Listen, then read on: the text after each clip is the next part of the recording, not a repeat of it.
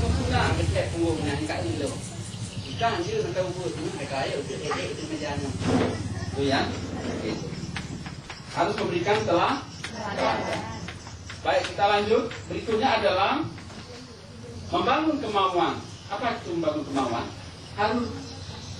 Harus punya keinginan yang kuat. Kemudian mengembangkan kreativitas melalui apa? Melalui kegiatan ekstrakurikuler, termasuk juga diberikan pengetahuan tentang tulisan karya ilmiah kalau di tingkat sekolah menengah atas, kalau di tingkat sekolah dasar barangkali kreativitasnya tentang kegiatan-kegiatan ekstrakurikuler yang produktif ya, itu juga membangun kreativitas. Waktu nanti Bapak Ibu sekalian cari sendiri, ada di buku panduan seperti ini kurang lebih. Ada di sini.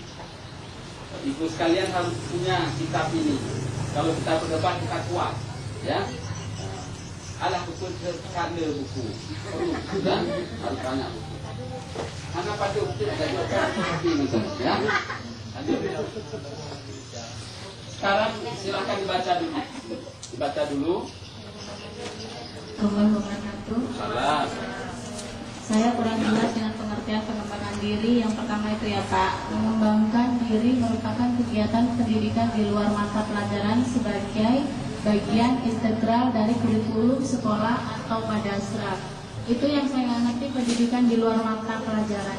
Oh gitu, ya bagus. Ada yang mungkin ada IPA, ada IPS, ada matematik, ada apa lagi? Ada pendidikan olahraga dan kesenian dan seterusnya. Maka pengembangan diri ini dilakukan melalui kegiatan ekstrakurikuler. Kegiatan ini dilakukan dalam bentuk kegiatan ekstrakurikuler dan dilakukan juga melalui bimbingan konseling di sekolah. Misalnya salah satu kegiatan itu misalnya melakukan penelitian dalam bentuk lomba penulisan karya ilmiah remaja. Kalau yang diberikan materi melalui kegiatan ekstrakurikuler itu juga untuk menunjang kurikuler. Sudah jelas? Belum? Sudah? Apa maksudnya? Kan setiap seminggu sekali kalau kami di SD itu kan ada muatan lokal. Ya, silakan.